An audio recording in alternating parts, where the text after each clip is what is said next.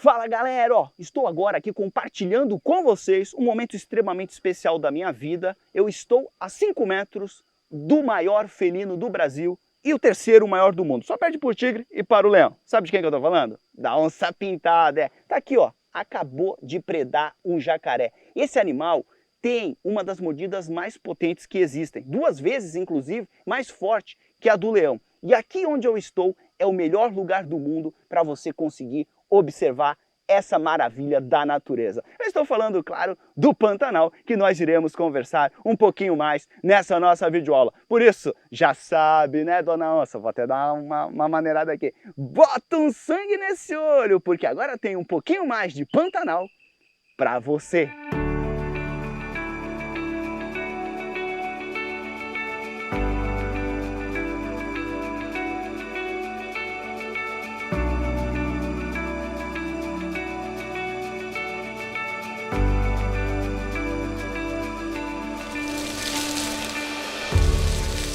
Quando a gente fala de fauna, é óbvio que aqui no Pantanal nós temos uma grande biodiversidade, uma das maiores do planeta. Aqui certamente é um dos melhores lugares do mundo para você observar animais. E aqui você não tem só diversidade de espécies, você tem quantidade de indivíduos. 45 mil veados, 5 mil onças, 5 mil araras azuis, 3 milhões de jacarés, então tem bicho pra caramba. Um outro detalhe é que a maior parte desses animais não são endêmicos do Pantanal. Então a gente consegue encontrar eles em outros biomas brasileiros, como é o caso da Amazônia, da Mata Atlântica, do Cerrado. Só que tem um detalhe, aqui por conta do grau de preservação, tem muitos animais que você já não consegue mais ver muito na Amazônia. Até tem, mas é pouquinho. Tem um pouquinho na Mata Atlântica, tem um pouquinho no Cerrado. Quando você chega aqui, tem um monte. O Pantanal funciona como uma arca de Noé, tendo amostras de espécies que estão extremamente ameaçadas de extinção. E por isso que nós temos que cada vez mais proteger esse que é um dos últimos paraísos ecológicos do Brasil. Essa grande quantidade de animais se deve ao solo e à água do Pantanal, que são ricos em nutrientes, possibilitando o desenvolvimento de uma alta quantidade de plantas, que são fonte de alimento e abrigo para muitas espécies desses animais.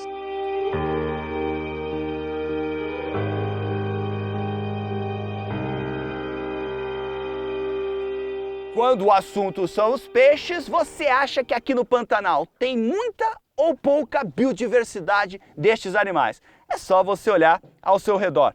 Água pra caramba, um monte de vegetação que produz alimentos para esses animais, né? Os frutos, as sementes que caem nos rios alimentam os peixes e, claro, são rios que possuem muitos sedimentos, são rios que possuem muitos nutrientes e tudo isso vai ser propício a, claro, você ter uma quantidade bem elevada de peixes aqui na região. Um detalhe interessante é que aqui no Pantanal acontece a piracema, que é um fenômeno onde os peixes sobem os rios, eles migram, eles nadam contra a correnteza na época da cheia para chegarem aqui.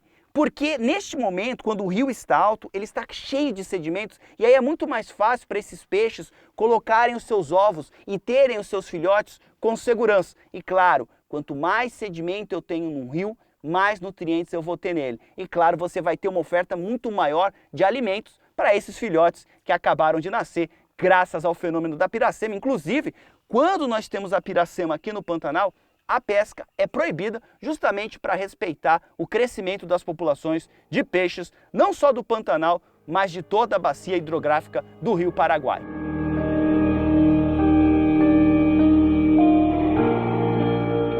Quando falamos de anfíbios, por incrível que pareça, a biodiversidade destes animais aqui não é tão alta. Cerca de 70, 75 espécies de sapos, rãs, pererecas.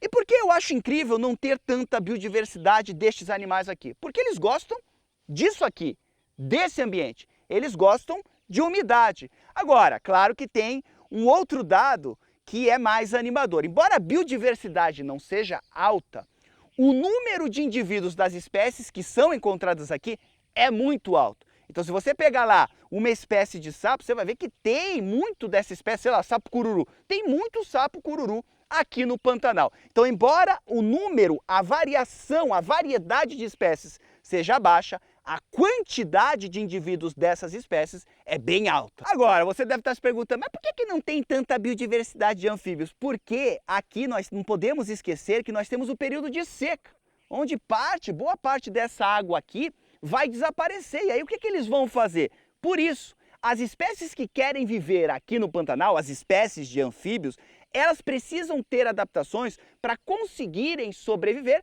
nesse período da seca do Pantanal. Então não tem muita quantidade de espécies que consiga fazer isso. As que conseguem vão fazer o quê? Na hora que seca, muitas se enterram, outras acabam produzindo um muco para proteger elas contra a perda de umidade, ou seja, possuem adaptações para conseguirem sobreviver na época ruim do Pantanal para essas espécies.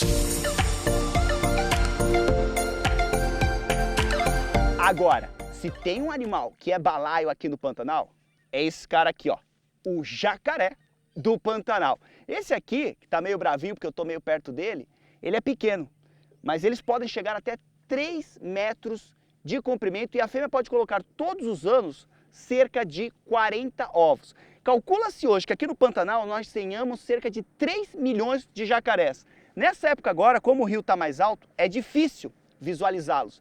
Mas depois que o rio baixa, na época de seca, aí é mais fácil você ver um monte de jacaré na margem desses rios que estão com menos água. Um detalhe interessante é que durante o período da seca, esses animais entram numa espécie de dormência, que a gente chama de estivação. Então eles baixam o seu metabolismo porque a quantidade de alimento vai diminuir. E depois, quando começa o período das chuvas, aí ele retorna, sai dessa dormência, volta a caçar, volta a se alimentar, adquire bastante gordura para se preparar para a próxima estação seca. Galera, olha só que interessante essa relação ecológica que nós temos aqui entre as capivaras e o jacaré. Os dois são alimentos de onça. E o jacaré, ele é meio tansão para conseguir detectar que a onça está chegando. A capivara é mais esperta. Então os jacarés gostam de ficar próximos das capivaras, assim eles podem ser avisados com antecedência da presença da onça na região. E nesse momento tem uma onça bem grande aqui perto que acabou de predar um jacaré. Acabei de encontrar mais um jacarezão. Olha o tamanho do bicho. Esse é bitoludo, olha o tamanho do bicho. Respeita, hein? Tem que respeitar. Além dos jacarés, nós temos várias outras espécies de répteis aqui no Pantanal. Calcula-se que nós tenhamos cerca de 200 espécies destes animais por aqui. Tartarugas, serpentes das mais variadas, entre elas, inclusive, a grande e temerosa sucuri. E já que estamos falando da sucuri, não tem lugar melhor para encontrar essa serpente do que esses alagados aqui do Pantanal. Então elas ficam, muitas vezes, embaixo desses aguapés e aí é muito difícil você conseguir visualizá-las. A sucuri aqui no Pantanal pode chegar facilmente a 5, 6 metros de comprimento e ela não tem veneno. O que acontece é que quando a presa se aproxima, ela cata essa presa e aí ela vai se enrolando e vai meio que esmagando a presa. Na verdade, ela mata a presa por asfixia e parada cardíaca, porque ó, a presa vai respirar. Quando ela expira, a sucuri aperta mais. Aí ela... sucuri aperta mais. Chega uma hora que você não consegue mais movimentar o diafragma. E aí você acaba morrendo. É assim que uma sucuri te mata. É claro que os ataques a humanos são extremamente raros e dificilmente uma sucuri vai pegar um animal muito grande. Ah, a sucuri come boi. Isso é mentira. Na verdade, a sucuri vai comer pequenos mamíferos, ovos e até mesmo peixes. Então, é uma cobra da paz, tranquilaça, que você não deve temer. Tanto é que eu tô aqui, ó. Vem, sucuri, cadê você, sucuri? Sem medo nenhum.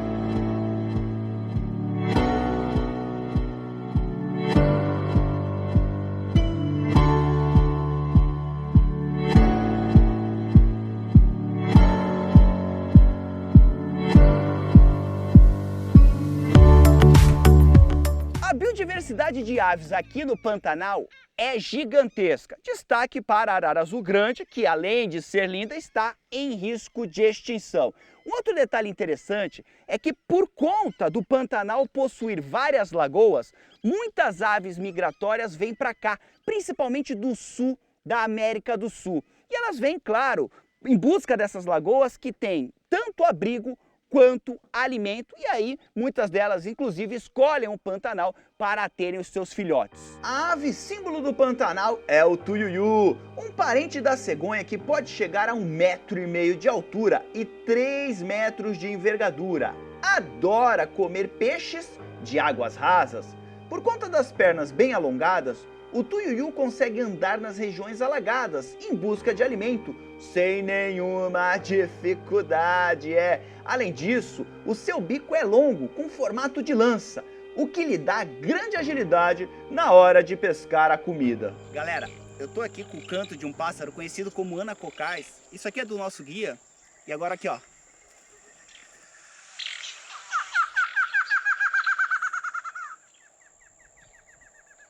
E aí ele tá respondendo lá de dentro.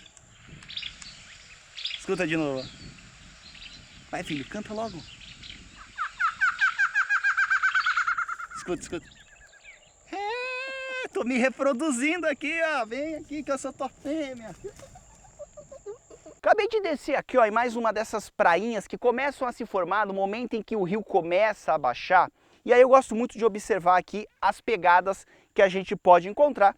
E aqui nós temos pegadas de jaguatirica. A jaguatirica também é um felino e é muito legal que nós não encontramos aqui pegadas de onça. O que significa isso? A jaguatirica, que é um felino bem menor do que a onça, vai ficar justamente num lugar em que não tem onça, justamente para não ter competição na hora da predação, porque ela iria perder o tempo todo. Claro que a diversidade de mamíferos aqui no Pantanal é enorme. Isso porque você tem muita vegetação que sustenta os animais herbívoros, que por sua vez sustentam os animais carnívoros, como é o caso das maravilhosas ariranhas. As ariranhas quase foram extintas por conta da caça para a extração da sua pele. Porém, depois do surgimento de algumas leis, pouco a pouco as populações desses mustelídeos vêm aumentando. É muito difícil conseguir se aproximar desses animais como eu estou fazendo agora, pois por terem sido perseguidos por tanto tempo,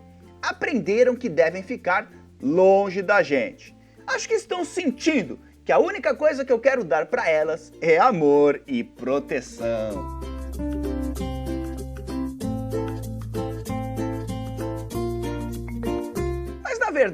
Na verdade mesmo, eu não estou aqui no Pantanal para ver a ariranha. Foi mal, ariranha. Ariranha! Eu quero ver o mamífero mais famoso daqui, a onça pintada. Depois da minha primeira experiência com esses animais majestosos, eu quero repeti-la, eu quero ficar de novo frente a frente com esse felino. Galera, agora nós estamos numa região que é frequentada por um casal de onças, né? Essa espécie de enseada aqui, e o casal fica por aqui. Acabamos de encontrar, inclusive, ó, pegadas bem frescas desses animais. Aqui nós temos a pegada da fêmea, e aqui eu encontrei, nossa, a do macho é apavorante.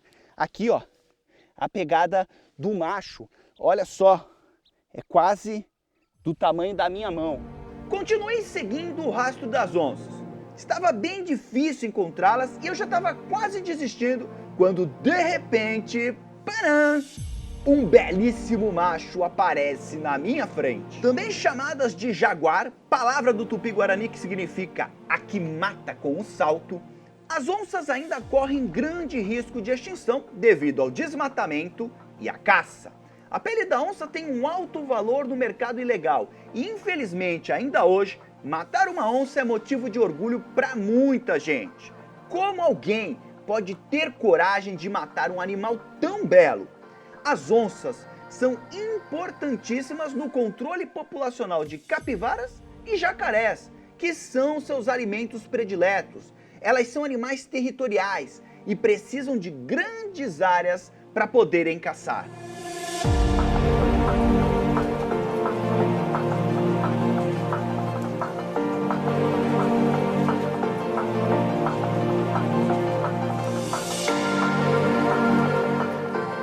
Muitos criadores de gado aqui do Pantanal têm uma relação delicada com as onças que de vez em quando vêm aqui comer um boizinho. Muitas vezes além de comer o boi, come o cachorro do cara, enfim. Aí o fazendeiro fica bravo e manda caçar a onça. Isso, além de ser uma atividade ilegal, ela é perigosa, Vale salientar que a onça é um animal extremamente territorial. Então não adianta muito, porque ao matar uma onça, a outra vem e ocupa o mesmo território. E vai vir aqui e vai comer o boi. O que nós temos que pensar aqui é que essas pessoas que criam o gado têm que ter a consciência de que isso faz parte do prejuízo do negócio. As pessoas não podem achar que a onça é a inimiga. Muitas vezes esse gado aqui fica atolado durante a cheia e morre. E o cara contabiliza isso no prejuízo. Ele também tem que colocar o ataque à onça no prejuízo e não depois querer fazer justiça com as próprias mãos, matando um animal tão maravilhoso. Um estudo revelou que o prejuízo causado pelas onças no Pantanal gira em torno dos 120 mil dólares por ano. O mesmo estudo concluiu que elas trazem de lucro para essa região, através do turismo de observação, cerca de 7 milhões de dólares. Ou seja, elas valem muito mais vivas do que mortas.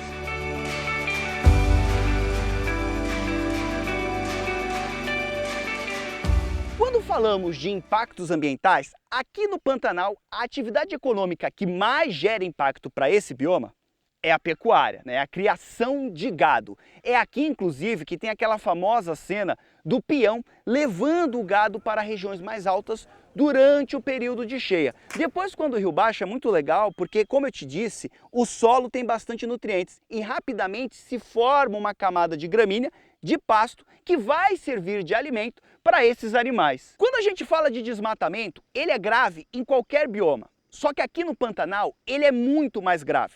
Isso porque aqui nós temos um sistema de cheia e seca. E as espécies da região estão acostumadas a isso. Bom, quando você desmata uma área, todo esse sedimento que estava sendo retido pela vegetação fica solto. E aí quando vem a chuva, o sedimento é levado para o rio e acaba causando o assoreamento desse rio aqui. É como se você pegasse um balde cheio de água e ficasse jogando terra dentro. Isso é o assoreamento. E aí o que acontece é que com esse rio assoreado, esse sistema de cheia e seca acaba sendo comprometido. Só para você ter uma ideia, tem uma região no Mato Grosso do Sul que foi tão desmatada que o rio Taquari acabou sendo assoreado. E lá, toda a ecologia da região foi afetada e as próprias pessoas que desmataram também foram afetadas porque não tinha mais peixe, você teve um comprometimento na produção de grama para o próprio gado. Então as próprias pessoas não entendem que quando elas desmatam, elas mesmas são prejudicadas. Existe uma outra prática que é relativamente comum no Brasil, principalmente quando a gente está próximo de regiões assim mais preservadas, que é a caça. Aqui acabei de achar, ó, restos de fogueira, ossos de animais. Então as pessoas ainda entram na floresta para caçar e muitas vezes para caçarem animais que já estão em risco de extinção. Lembrando que um animal, ao ser extinto, ele vai causar todo um desequilíbrio na região, já que muitas vezes esse animal serve muitas vezes para espalhar as sementes de várias espécies de plantas que formam a floresta. E olha só, depois deixaram aqui os restos do animal que eles comeram, e isso atrai predadores. Aqui, por exemplo, você tem a marca de um dente de uma onça. Então, logo depois que essas pessoas saíram daqui, a onça veio, pegou esses restos e ó, a bicha tá por aí, né?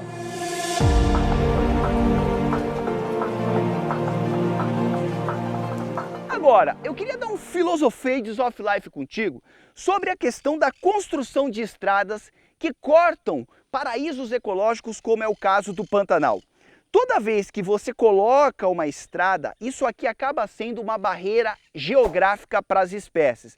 Então tem espécies que vivem aqui que agora não atravessam mais para esse lado, justamente por causa da presença dessa estrada. Ela serve como se fosse uma montanha que surgisse no meio do bioma. E isso vai causar isolamento das populações que não vão conseguir mais trocar material genético.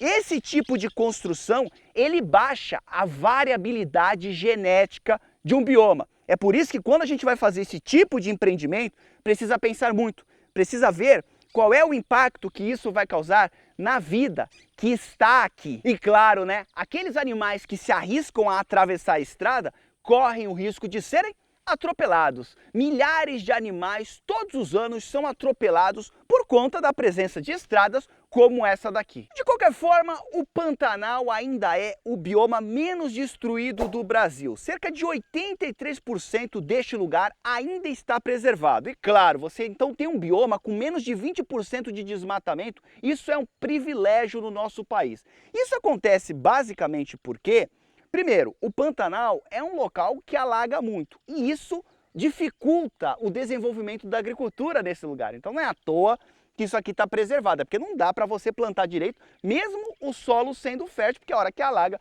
vai acabar com a plantação. Um outro detalhe é que aqui o ecoturismo é muito bem desenvolvido, gera renda.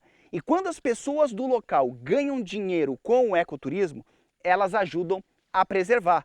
A pessoa não quer que a onça seja morta porque o emprego dela depende dessa onça viva. Aliás, só o turismo de observação da onça-pintada aqui no Pantanal traz para essa região cerca de 7 milhões de dólares por ano. E isso ainda não é muito. Como essas onças estão cada vez mais acostumadas com a presença dos turistas, vai ser mais fácil avistá-las. E com isso mais gente vai vir para cá e você vai ter muito mais dinheiro rodando na região. Ai, mas as onças vão ser perturbadas. É melhor isso do que elas serem mortas. Temos que lembrar que o Pantanal é a Arca de Noé dos biomas brasileiros, ou seja, várias espécies que já estão desaparecendo na Amazônia, no Cerrado, na Mata Atlântica, ainda são encontradas aqui em grande quantidade. E por isso, esse lugar deve sim ser preservado. Hoje, menos de 5% do Pantanal está dentro de unidades de conservação, que são áreas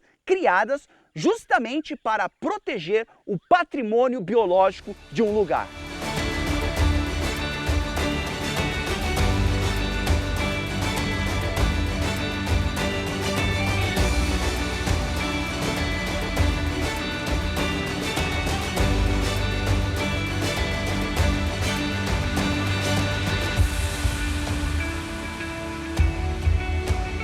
Então é importante salientar que qualquer alteração que você faça no Pantanal que vá modificar esse ciclo de cheia e seca é extremamente perigoso. É um bioma extremamente sensível e que deve sim ser preservado. No mais, desnecessário dizer que foi um grande prazer estar aqui com você. O Pantanal é ou não é um tesão? Um grande abraço, tchau!